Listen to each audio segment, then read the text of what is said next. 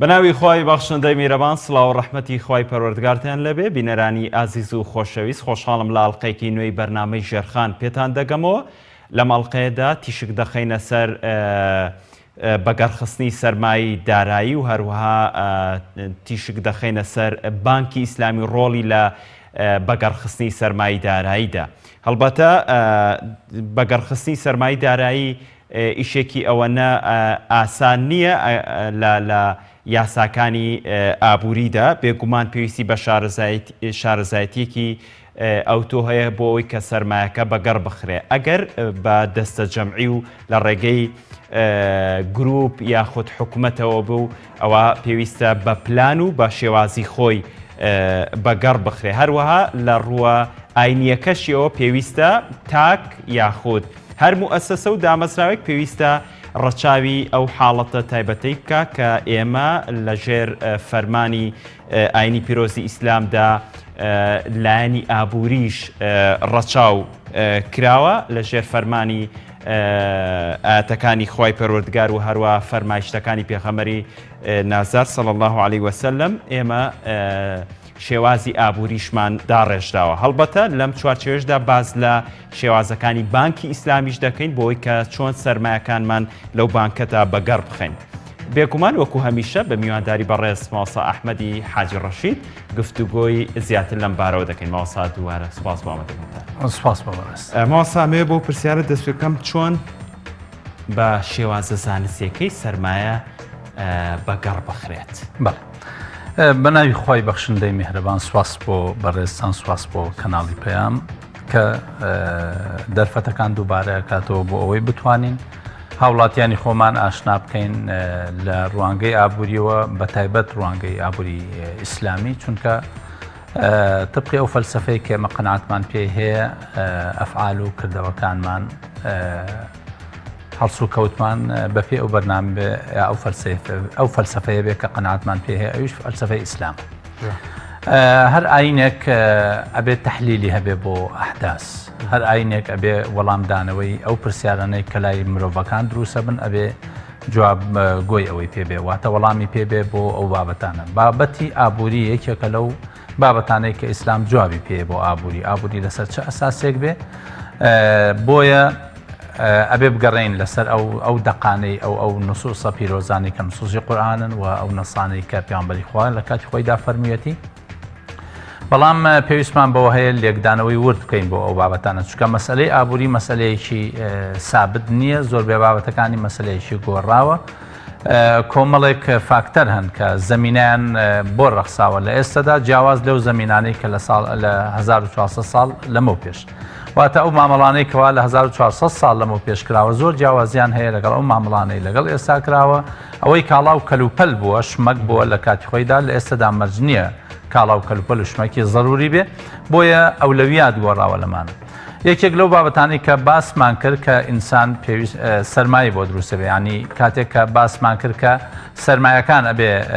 پارێزگاریان لێ بکرێ، چه سەرمایی دارایی بێت، سەرمایی بەشەری بێت، سەرمایی میهەنی بێت، چه هەر سەرمایەکی دیکە بێ پارێزگاریان لێ بکەین. دوای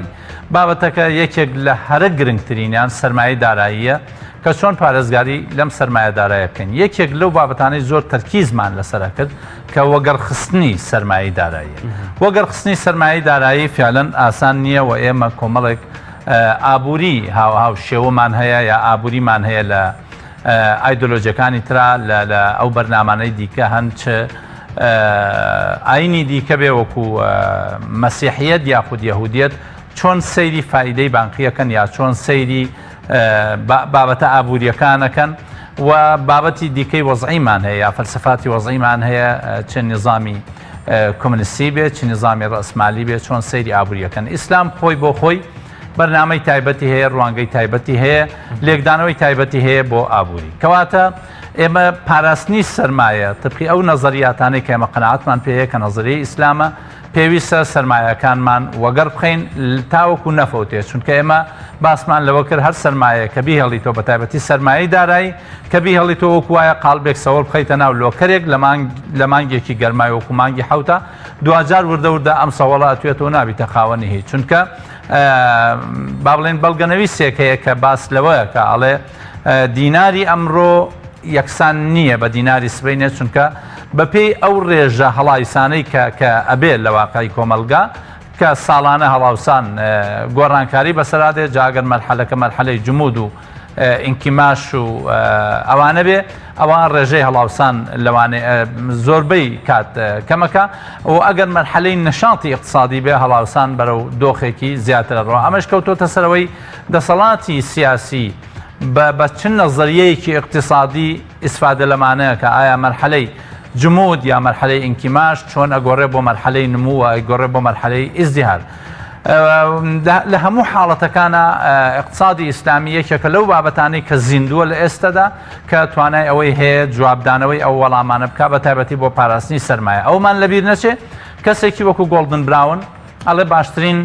پاراستنی سەرمایە بانکی ئیسلامیە بۆیە لە فترەیەک لە فترەکانە بڕیاردرا کە لەندەن بێتە پایتەختی بنووکی ئیسلامی لە عالەمدا ئەو ڕێژە بانکەی کە ئێستا هەیە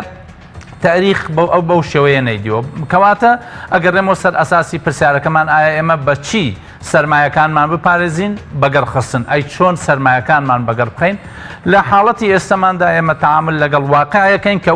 واقعێکی میسالی نییە واقعێک نییە کە خوازیار بێ کە ئێمە سەرمایەکانی تیا وەگەڕخەین واقعێکە تەعاملی لەگەڵاکەین لە ئێستادا لە عالەمی ئیسلامی و هەموو عالەما لە ئێستادا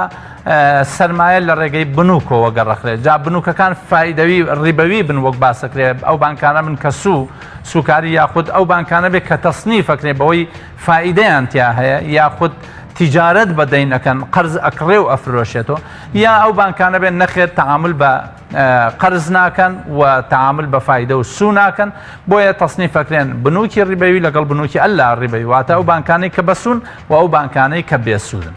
خاڵی دووەم لە واقعەکە ئەگەر بانک نەبوو یعنی لە حاڵەتێکی وەکو هەرێمی کوردستانە کە لە ئێستادا بانکی ئیسلامیمان نییە بانکێک کەوا بتوانێت سەرمایەکی زەبەلاحی هەبێ و هاوڵاتیان تەفاعولێکی 100% لەگەڵا کردبێ لە هەرێمی کوردستانە بانکێکی بەو شێوەیەمان نییە کە بتوانێت بانکمان هەیە ئیسلامیە بەڵام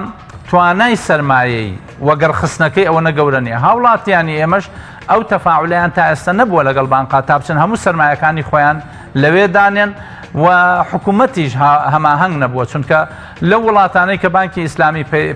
با بڵێن ئیهتیمامی پێدراوە حکوومەت خۆی سەرمایان بۆدانێن جێگەی ئاماژەیە ئێمە لە پەرلەمانی ئیتیحادیە قانونی بنووکی ئیسلامیمان تەشریع کردووە حکوومەت ڕازی بووە لەسەرەوەی کاتێکە یەکێک لە مەرجەکان 250 میلیارد دینارە بێ هەر بانکێکی ڕیبەوی هەیبێ بۆ ئەوەی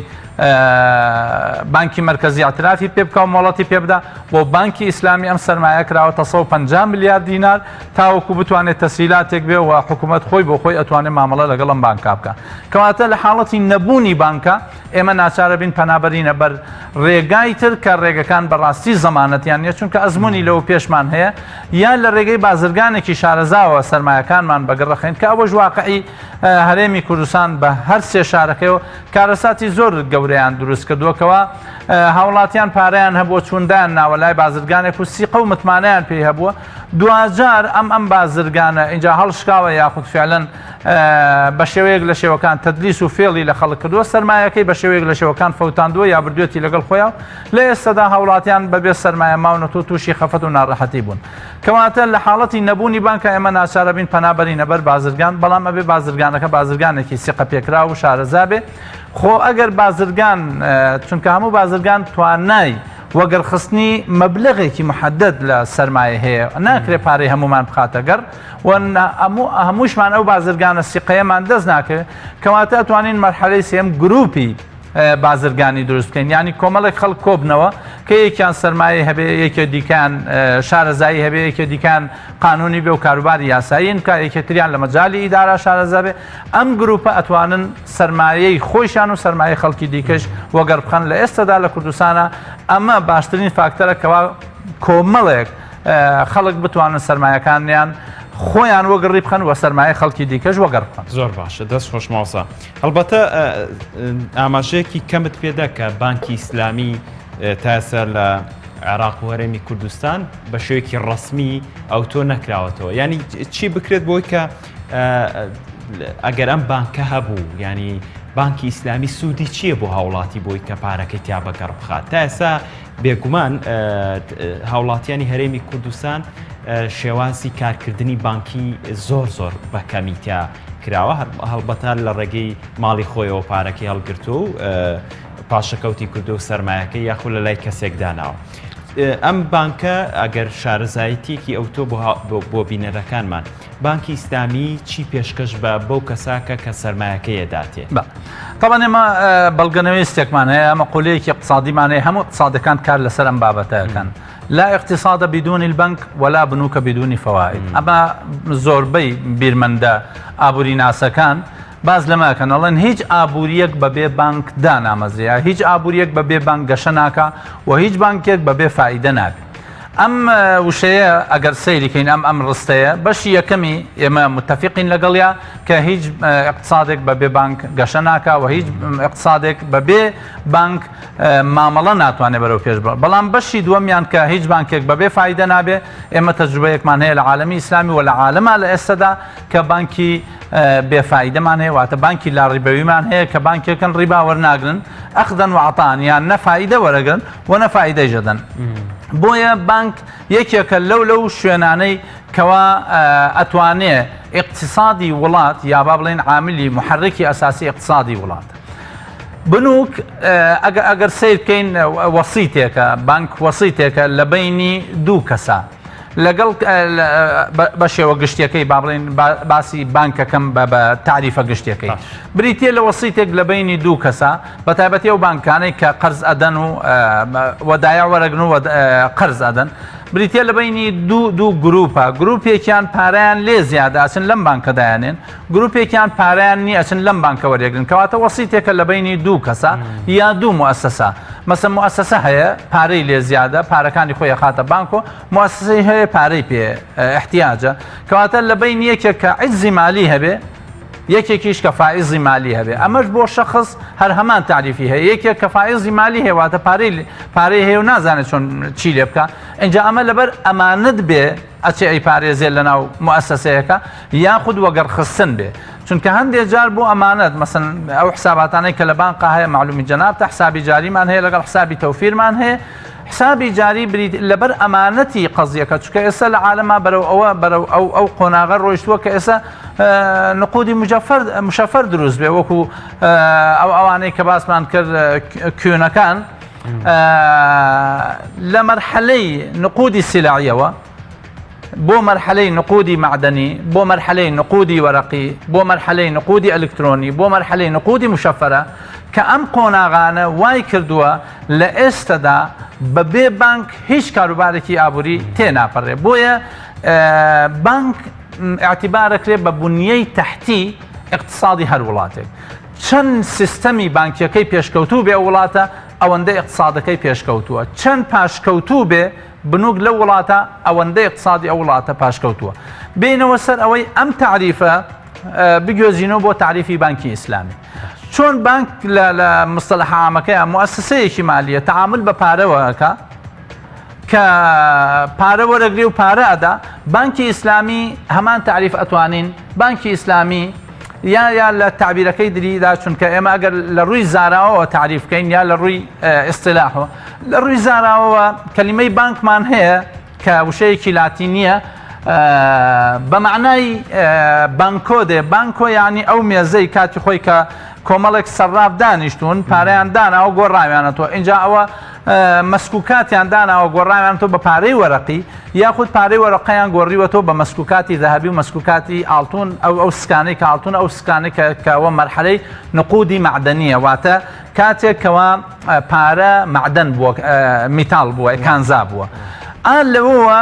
لە وشە لاتینیەکەەوە هاتووە کە بانک بریتێ لەو مێزە دوای ئەم مستەلەحە گەورە بووە بۆ موسسەیەک لە مستەلەحە لە لوغە عەرەبیەکەیە بە کەلیمەی مەصرف هاتووە مەصرف لە کەلیمەی سەرفە هاتووە یا سەیرەفە سەیرەفەش هەر بە معنای ئەوەیە گۆڕینی دراوێک بە دراوێکی دیکە اینجا دراوی ئاڵتون بێ بە پارەی وەرەقی بیگۆڕین یا بە پێچەوانەوە یاخود دراوێک بە دراوێکی تر بگۆڕین بغەض النەظر عن ئەوەی باسی مەسایل لە شەڕیەکان ناکەم چۆنی ئەمانەیە گۆڕین بەڵام لە ڕووی ئیصطلاح بانک یا سەرافەی ئیسلامی یا مەصرفی ئیسلامی کە ئێستا لە عالەمی ئیسلامیان زیاتر مەصرفی ئیسلامی بەکارهێنن بۆ تشکڵێکی گشتی کە ئێمە بانکی ئیسلامی بەکارێن ئێمە قەزەیەکمان هەیە لە ئوسولا پێوترێ لا مەشاحەتە في الألفاظ لەفظ زۆر کێشە نیە بەڵام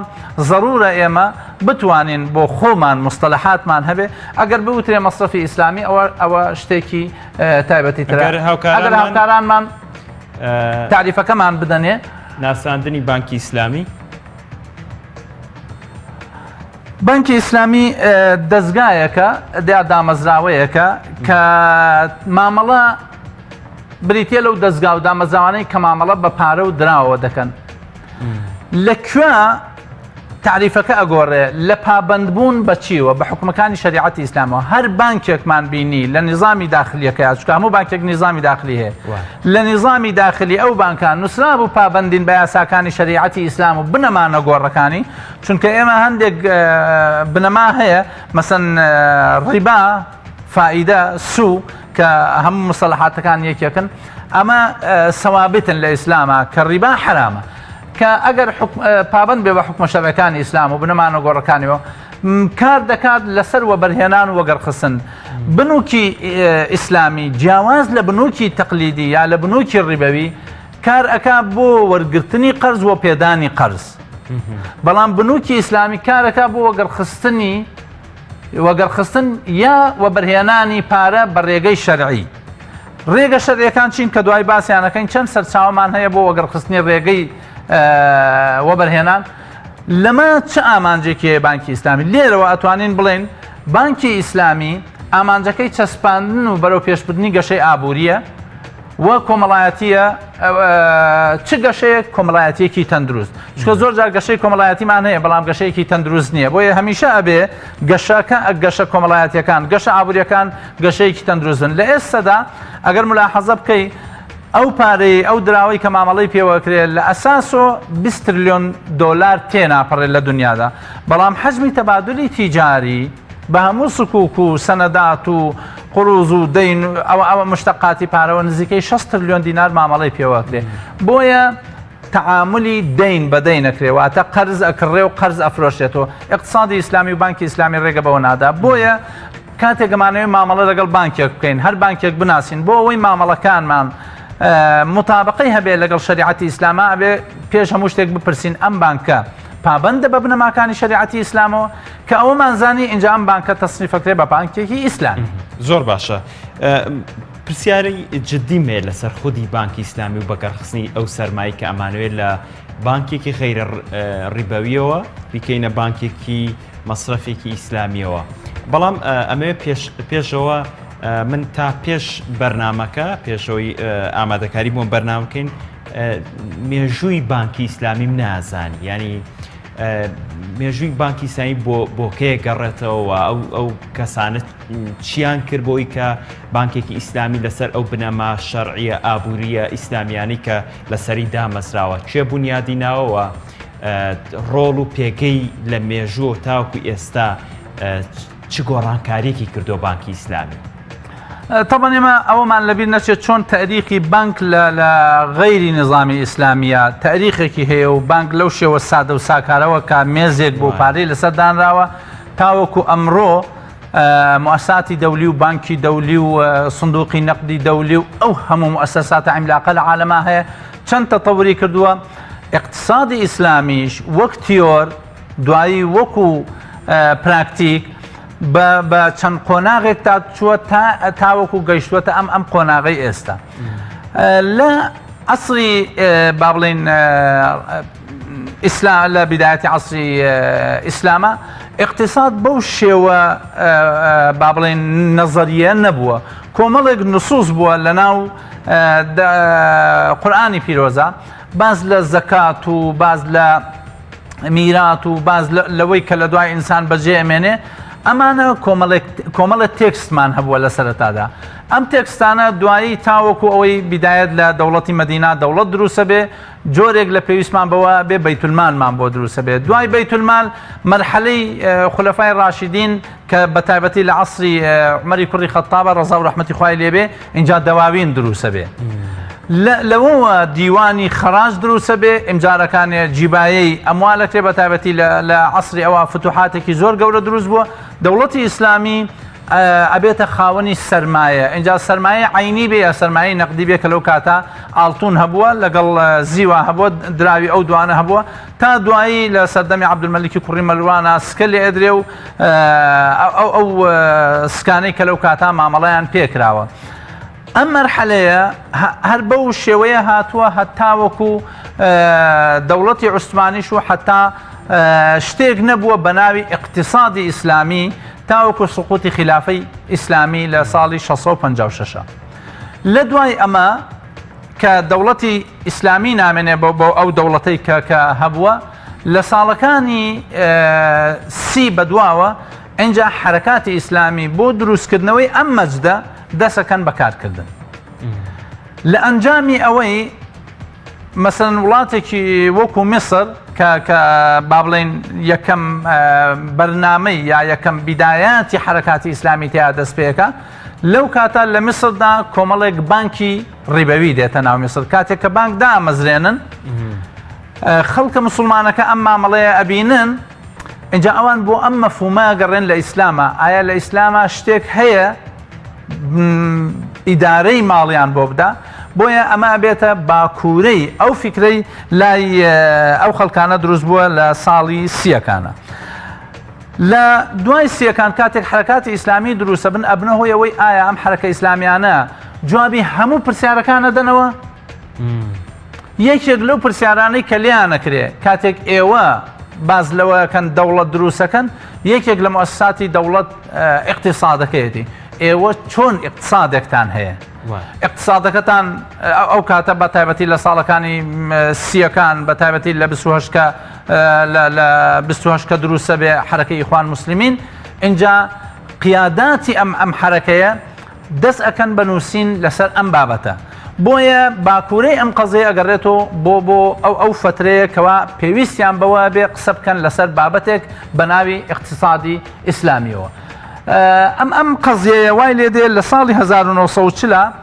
لە ناو مەجموعەی شەبابی ئیسلامیا کە ئەو کاتە هەبووە حرەکەی ئیخوانی لەو کاتا کە هەبووە ئەنسار السنە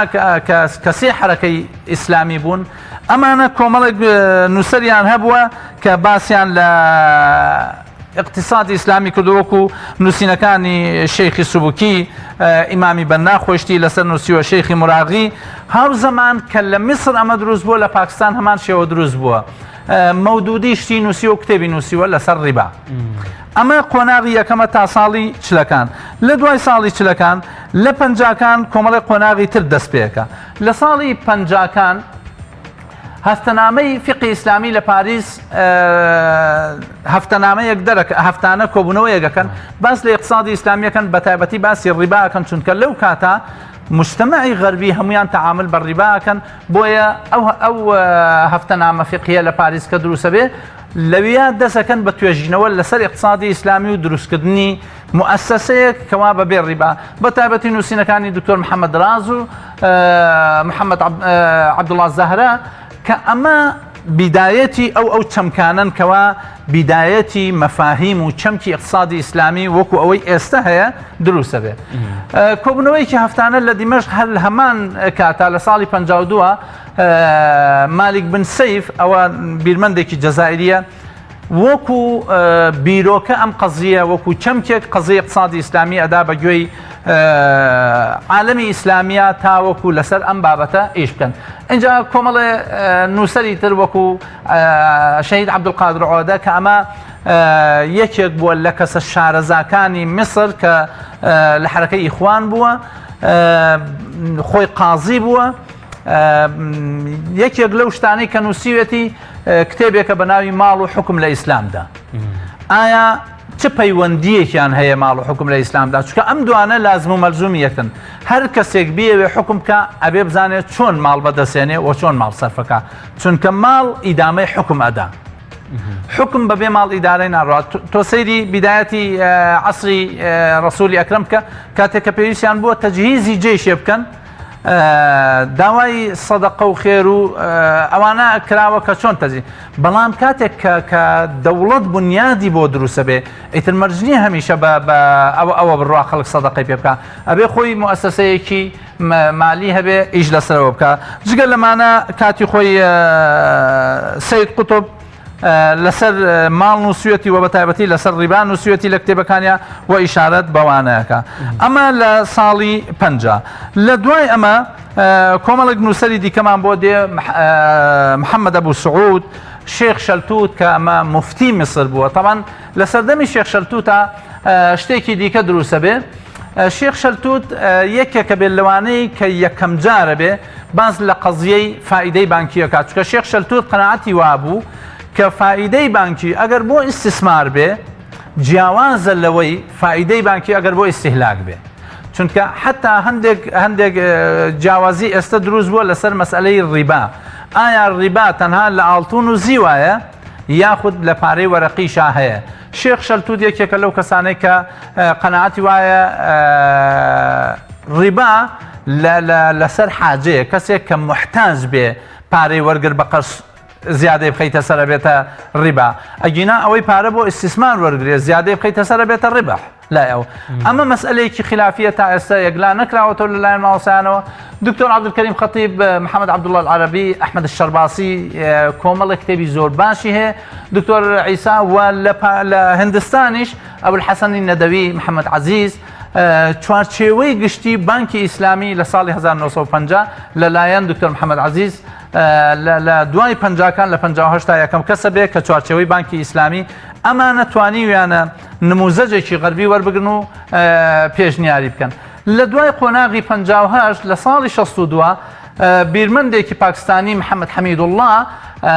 داوای سندوقی نەقدی ئیسلامیەکە چۆن ئێمە سندوقی نەقدی دەولیمان هەیە ئەویش داوای سندوقی نەقدی ئیسلامیەکە چونکە سندوقی نەقدی ئیسلامی ئەگەر ئەو مەجموعە دەوڵەتە ئیسلامی کە هەن یەک نەقدیان هەبێت چۆن ئێستا ئەوان لە ساڵی 62 ئەو بیرمەندە لە ساڵی 62 داوای سندوقی نەقدی ئیسلامی کردوواتە یەک سندوقی دراوی ئیسلامی کردووە لە ساڵەکانی 2000 مەسئلەی یۆرۆ بە شێوەیەکی گشتی هەموو دەوڵەتە ئەوروپیەکان پابەند بووین یەک عوملەیان بەکارهێنا بۆیە ئەم بیرمەندانە کاتی خۆی کە بیریان کردووە هاوزەمان حکووماتەکان ئەگەر حکووماتێکی ڕەسەن بوونایە ئەوە ئێستا اقتصادی ئیسلامی و ئەو دەوڵەتانەی کەوا زۆرترینیان مسلمان نشینە ئەگەر سندوقی دراوی ئیسلامیان هەبووایە ئێستا ئەو دراوەی کەوا لە نێوان ئەم وڵاتانە ئیشی پێکرا زۆر یەکێکە بوو لە دراوە بەهێزەکان چونکە ئەو سەرمایە بەشەری و ئەو سەرمایە با بڵین سروشتیەی لە ناو کان و لە ناو ژێرزەمینی ئەم وڵاتە ئیسلامیانە هەیە کە سێ وڵات لەمانە زۆربەی نەوتی جیهان لە ژێر عێراق ئێران سعودی و بێجگە لە دووەلی خلیجی غازێکی زۆر لە ژێر ئەرزی ئەمانایە سەرمایە بەشەری سەیری پاکستان سەیری ئێران سەیری عێراق سەیری مەسر سەیری ئەم وڵاتە سەیری تورکیا ئەمانە هەر چەند وڵاتێکیان بەقەدەر ڕێژەی ئەمریکا دانیشتوانیان هەیە ئەوە سەرمایەی با بڵین نەوتی ئەوە سەرمایەی بەشەری سەرمایەی کانەکانی دیکە ئەرزێکی زۆر فراوان کە بە دەیان جار ئەوەندەی وڵاتە یەکگرتووەکانە بێکەواتە زۆربەی سەرچاوەکانی هێز لای ئەم وڵاتە ئیسلامیانە بوو بەڵام مەخابن کە ئەمانە کران بە دەوڵەت بەش کران و کران بە دەوڵەت و دەوڵەتوەلکە و کۆمەڵێ پادشا یا حاکمی بەکرێگیراو لەسەریان دانرا بە ئاگرواسن مامەڵیان کرد بۆیە چۆن سیستەمە سیاسیەکە پێش نەکەوت سیستەمە ئابوووریەکەش پێش نەکەوت بۆیە لە ئێستادا هەر لە دوای خەڵکەوەین سندوقی قەرز بە بێس و هەر ئەم محەممەد حەمیدوڵڵاه پێشنیاری کرد تەمان پێش ساڵی 62 پێشەوەی سندوقی دراو تەڕەحکە باسی لەوە کرد سندوقێک بکەنەوە هاوشەوەی بانکەکان بەڵام قەرزی بێسوود بدا کە ئەوەش تا ئێستا سەری نەگرتووە بەداخەوە زۆر باشە ماسە من ئەمێ پرسیارەکان چڕکەمەوە لەباری بانکی ئیسلامی و ئێستا خەڵکێکی زۆری پابند بە ئاینی پیرۆزی ئیسلامەوە ئەوێت پارە لە بانکدا بنێت بێگومان ئەو بانکانەش تاوکو ئێستا خۆشە داماژۆ پێکرد لە عێراقا ئەو گرنگی پێنەدراوە چی بکرێت ینی بۆچی بانکی ئیسلامی ئەوە کەوتۆتە دواوە بۆ بانکی ئیسلامی دانامەسر لە کاتێکە عێراق لە بەیەکێک لە دەوڵەتانی ئیسلامی دادەنرێت بۆچی بانکی ئیسلامی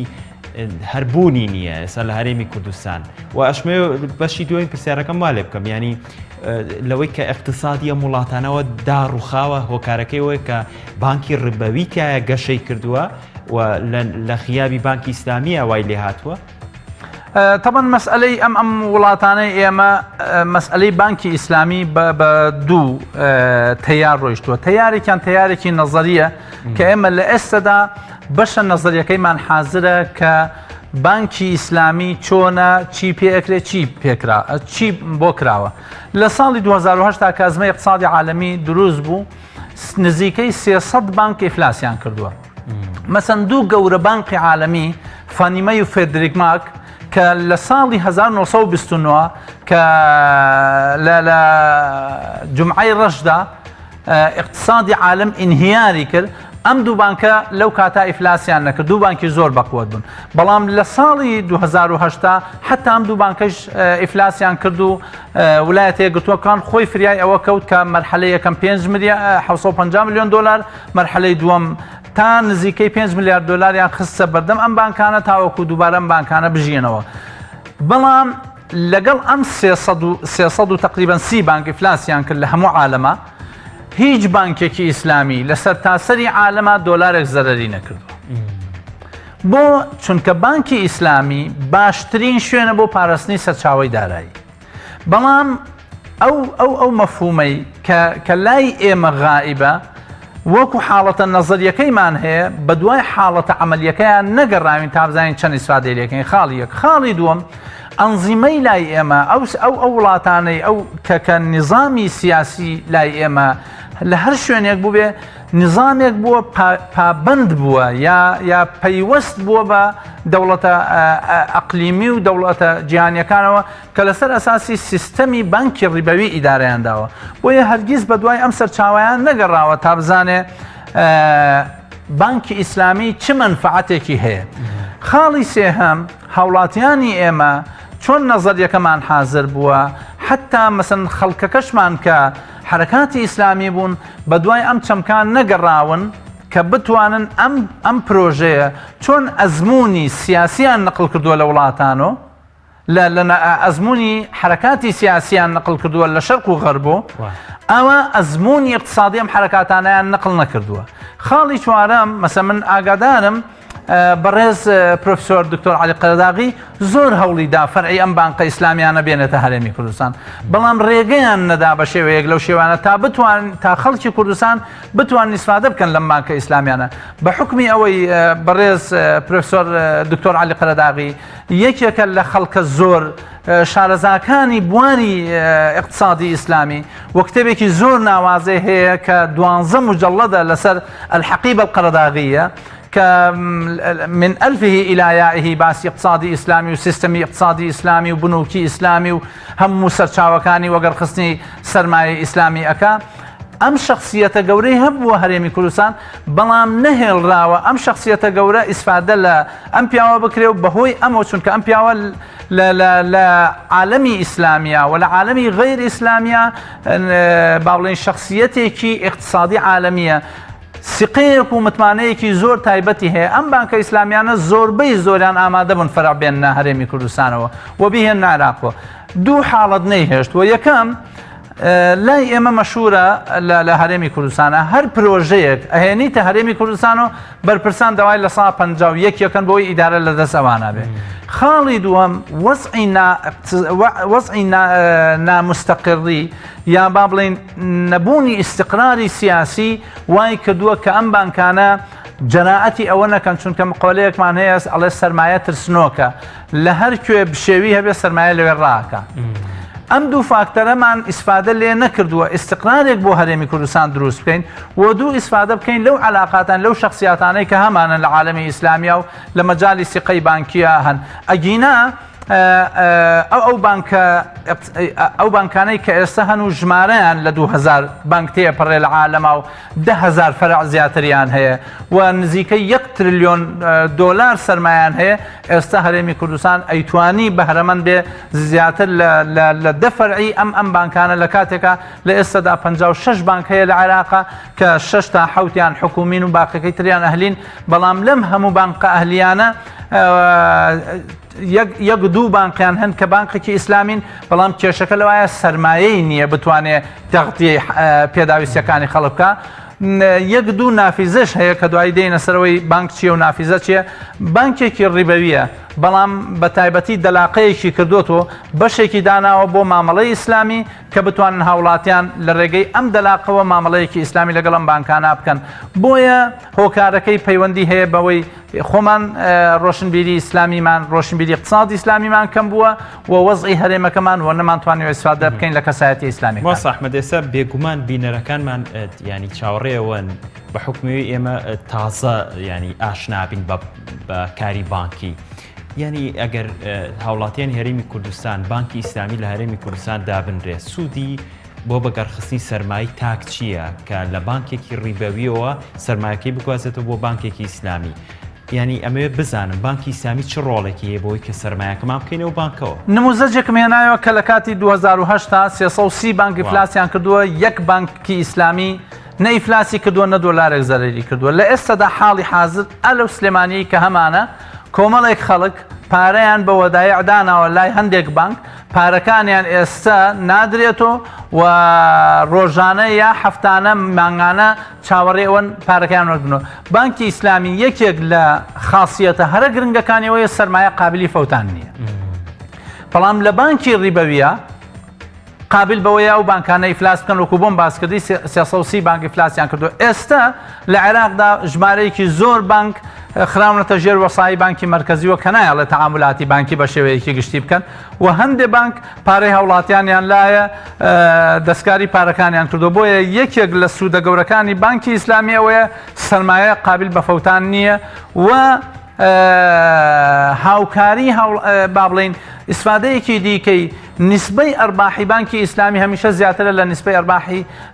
بنووکی ڕیبەوی بۆ چونکە ئەمە لەسەر هەموو ئەوەندە احتیاتەکە بانکی ئیسلامی بە حکمی ئەوەی پارە ئەدا بە مزارەبە یا ئەبێتە پارە لە ڕێگەی ئەم بانقەوە ئەخاتە گەڕ بانکەکە ئەوەندە احتیاتەکە بۆ ئەوی سەرمایەکە هیچی لێنێ هەمیشە قازانجەکەی با بڵین نسبەتێکی لە 80 یعنی نسبەی قازانج کە قازانج بکات لە 80 بەرەو ژوورترە بۆیە ئەوەندە زەمانات وەرەگرێ نە سەرمایە فۆتێ و قازانجەکەیشی لە 100% ئەبێ و تەعاملاتی ئەم بانکە بریتیە لە وەگەڕخستنەوەی هەموو ئەو پارانە. خاڵێکی تر کە لە یەکێک لە حەڵقەکانە دێنە سەرەوە بانکی ئیسلامی چەند ئیسفادێ. بانکی ئیسلامی ئەتوانێت بێتە هۆی کۆکەرەوەی زەکاتی وڵات چونکە ئێستا لە وڵاتی ئێمە یا لە عالەمی عەرەبیا زەکات بە شێوەیەکی زۆر نامنەظەم ئەدرێ بەڵام ئەگەر لە ڕێگەی بنووکە خۆی بانکە ئیسلامیەکان هەر سەرمایەک لەناو بانکەکە بێ ڕێک ئەو نسبەی لێ دەرەکا و ئیشرافی زەکاتەکەیەکات چونکە تۆ کاتێک پارە ئەخەیتە بانقێکە و لە ڕێگەی یەکێک لە مەسادری ئیستیسمارەوە بانک خۆی ئەو زەکاتەی لێ دەرەکە دوایی بەکاری هێنێتەوە بۆ مەشاریعی خێری و لەو ئەسنافانەی کە هەیە لە قورئانە دابەشیانەکاتەوە. بۆیە بوونی بانکی ئیسلامی ئەو ڕستەیە کە پێش وتمان لا اقتصاد بدون بنوك ولا بنوك بدون فائدة بۆ اقتصادی ئیسلامی ئەڵێن لا اقتصاد بدون بنوك هیچ اقتصادێکی ئیسلامی بەبێ بانک نابێ و هیچ بانکێک بەبێ قازانج نابێ. زۆر باشە شتێک سەرنجی ڕاکشام لەوەی کە احتیاتی ئەوە ناخات کە بێگومانە و پرۆژانی کە بانکەکە پێی هەڵەسێ قازانجی لەسەر و لە 1970کە ئەو قازانجی کە سەرمایی کەسێک ئەخاتە گەڕ چەندی قازانجەکەیە داتێت بە چەند شێوەیەکە کرێ مەسن ئەو نظامانی کە باسمان کرد لە پێشوودا ئەگەر نظامی مزارەبە بوو نیسبە هەیە ئەگەر مشارەکە بوو نیسبە هەیە ئەگەر مرابەحە بوو شتێک هەیە ئەگەر ئیجار منتهى تەملیک بوو ئەگەر سەلەم بوو ئەگەر هەموو ئەمانە بوو ئەمانە ئەبنە قەزەیەکەوە نیسبەتەکە تەحدید دەکرێت بۆ ئەو هاوڵاتیانە کە بۆ نمونە یەکێک لەو بابەتانەی کە ئەکرێ ئێستا استثناء مثلا خانوو بۆ هاوڵاتیان دروستەکە یا ئیجار منتهی تەملیکە خانوویەک بۆ تۆ ئەدەن بە تۆ بکرێ بە سەرمایی کەسێک دروستکراوە بانکەکە وەکو وەسیتە یا بە مشارەکە دروستی کردووە تۆ کرەیەک ئەدەی چوویتە خانووەکە و کرەیەک ئەدەی بەڵام کرێکە کرەیەکی با بڵێن کەم نییە ئەگەر کرێی طبیعی بە 300,000 بێ لەوێ 500,000 دەی بەڵام دوجار کە پارەکە تەواو بوو ئەو خانووە چەندی تێچووە وردە لە کرێکەی تۆ ئەشکێ واتە لە کۆتایی مەرحەلەکە تۆ بیتە خاوەنی خانووەکە بە سعرێکی ڕەمزی ئەدەنێ یا بە ڕێگەی هیبە بۆ تەحویلەکەن ئەمە یەکێکە لەوانەی کەوا بنووکی ئیسلامی مستحیل لە زەرەر بکە مثلەن بانکی تەنمیەی ئەمریکی هەیە لەو ساڵی کە 2008 اقتصادی هەموو بانکەکان بەرەو ئیفلاس ڕۆیشتووە ئەم بانکە فرۆشی 170 ملیۆن دلار بووە ئەرباحی ئەم بانکە 170 ملیۆن دلار بوو بۆ ئیتیمامی ینی ئیسلامی بووە بانکەکە ئیسلامی بووە لەبەرەوەی هیچ زەرەرێکی نەکردووە لەو حاڵەتانە اینجا سەرچاوەی وەگەرخستنی بانکی ئیسلامی زۆر زیاتر لە سەرچاوەی وەگەرخستنی بانکی ڕیبەوی زۆر باشە وەکو کۆتا پرسیارم ئەگەر هاتوو بانکی ئیسلامی ینی ئەمە جێگەی پرسیارە ینی زۆرێک لە بۆ نە وڵاتی میسر بە نمونە وەربگرین بۆ کار چییە کە ینی بێکارێکی زۆر فەقیریەکی زۆر هەژارێکی زۆر ینی تەنانە دەوترێت کە ینی کرێنشینێکی زۆر بۆ ئایا دەسەڵاتدارانی ئەو وڵاتە نەیهێشتووە کە لە کاتێکدا خودی بیرۆکەکە لە میسرەوە سەری هەڵداوە و یەکێکە لە وڵاتە ئیسلامیە گەورەکان بۆچی لەم وڵاتانەیە ئاوا هەژارێکی زۆر هەیە بۆچی ینی نەمانبینی ببێتە نموزەجێک باسی کرێنشینێکی زۆرت کرد باسی ئیحسایەک هەیە کە 3 ملیۆن هاوڵاتی میسری لە خانووی تەجاوز و مەقابرا ئەژین لەوێ ئەو هەندێک قەبرسانی کۆنیان هەیە گومەز و خانوشتی وای تێکراوە هەندێک خانەوادە بێدەرەتان چوون لەو گومەزی سەرقەبرانانە ئەژین وەکو لای خۆشمان هەیە گومەزی سەرقەبران هەیە بۆ ژووری میوانەشێ لێی دانیشی تەلەفۆنی تایە و چوزانم تاقمە قەنەفۆ و سەلاجە ئەو شتانە لە هەندێک شوێن مەقبەرەکانیان وا ئاوەدان کردوتەوە ئەوەندە ماڵەکانیان ئاوەدان نییە لە وڵاتی میسر ئەم چەمکە هەبووە شتێکیش هەیە باس ئەکەن لە ڕووی سەقافەواڵێ میسر ئەنووسێ لوبنان تەبعەکە عێراق خوێنێتەوە کاتی خۆی ئاوا بووە میسر سەرچاوەی هەموو نووسینەکانی عالەمی عەرەبی بووە بەڵام مەخابن خۆیان ئیسفادەیان لەو بابەتە نەکردووە خاڵی یەکەم خاڵی دووەم ئەو ڕژێمانەی کە ئیدارەی میسریان داوە یەک لە دوایەکان لە دوای پاشایەتی و مەلیک فاروق و ئەوانە سقوتیان کرد و دوای عەبدولناسر و ئەمجارەکانی سادات و حوسنی مبارەک و بە دوای ئەوانە هەمویان ئەنزیمەیەک بوون کەوا لە خزمەتی خەڵکی خۆیان نەبوون هەمیشە وەکو شاگردێک محاربەی حرەکاتی ئیسلامیان کردووە بە هەموو پێگاتەکە چی بەشە سیاسیەکەی ئیسلام چ بەشە ئیقتصادیەکەی ئیسلام بۆیە ڕێگەیان نەداوە بە شێوەیەک لە شێوەکان تاوەکو بنووکی ئیسلامی لەوەیە گەشە بکە میسریش خۆی وڵاتێکی دەوڵەمەندە لە سەرچاوەی بەشەریوە لە سەرچاوەی داهاتۆ دەوڵەمەند نەبووە چونکە ئەگەر حاکمی وڵات ئەگەر کارامە نەبوو مەسن لە ساڵی هەشتاویەکە حوسنی مبارەک لەگەڵ مەهاتیر محەممەدا کە ئێستا مەهاتیر محەممەد بۆتۆ بە ڕێز وزەرا لە ساڵی هەشتاویەکە ئەم دوانە بنە ڕێز وزەرا مالیزیا یەکێکە لە فەقیرترین دەوڵەتەکان لە شەرقی ئاسیا میسر یەکێکە لە دەوڵەتە فەقیرەکان لە شەرقی ئەفریقیا لە ساڵی 2000 و تقریباً 3 ئەوانە یا بە تایبەتی پێش لە نەوەدەکان مالیزیا ئەبێتە هەموڵات لە عالەما لە ڕووی دەوڵەمەندیوە میسریش ئەبێتە خاوەنی 80 ملیار دلار قەرز هەردووکیان ناویان محەممەدە محەممەد حوسنی مبارەک محەممەد مەهاتیر بۆیە حاکمی وڵات چەندە لە خزمەتی خەڵکا بێت چەندە لە خەمی خەڵکا بێ ئەوە نای اقتصادەکەی پێشەکەوێت چەندە لە خەمی خۆیان بێ ئەوە نای اقتصادەکەی دواکەوێ ئەم نمونەیە نقلکەین بۆ هەرێمی کوردستان اقتصادی هەرێمی کوردستان ئەو داهاتەی کە هاتووەتە هەرێمی کوردستان لە بیدایەتی ساڵی 2004 هەتا وەکو 2014 نزیکەی 100 ملیار دلار هاتووەتە هەرێمی کوردستان ئەگەر ئەم 100 ملیار دلارە 50 ملیاری بکرایەتە بنیەی تەحتی ئەوان دڵنیا بە لە ئێستادا پێویستمان بە بودجەی حکوومەتی ئیتیحادی نەبوو خۆمان ئیکتیفای زاتیمانە کردو ئەمانتوانی بۆ لەبەرەوەی ئەوانەی ئیدارە و حکمی هەرێمی کوردستان دەسەڵاتی هەرێمی کوردستانیان بەدەست بووە ئەوەندە لە خەمی خۆیان و حیزبەکانی خۆیان نبوون ئەوەندە لە خەمی هاوڵاتیان و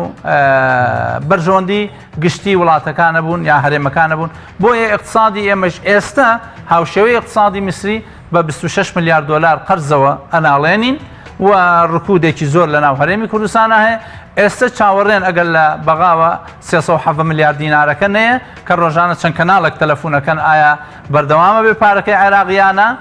کە لێرەوە ئەمەوێ ئەوە بڵێم ئەوەی من متابعام کردووە تاوەکو تەشکیلەی حکوومەت بەردەوام ئەبێ بەپێی ئەو سەرچاوانەی کە بە ئێمەڵێن بەڵام ئەگەر یەک مانگ ئەو پارەیە نەبێ ئەوە لە ئەزمە دووبارە لە کوردستانە ڕوەداتەوە بەداخەوە بەڵێ زۆر سواز بۆ تۆ بەڕێز ئەحمەدی حاجی ڕەشید پسپۆڕی ئابووری لە مەڵقەیش لەگەڵم بووی زۆر سپاس بۆ ئەمەدەبوون ماوەسە ئەحمەد سپاس بۆ بەڕێز بینەرانی ئازیز و خۆشەوی سپاس کە تاوەکو ئێستا بینەرمان بوون بەخوای گەورەتان ئەسپێرن کاتێکی خۆش دەست خۆش ماوەسە ئەحمەد زۆر سپاس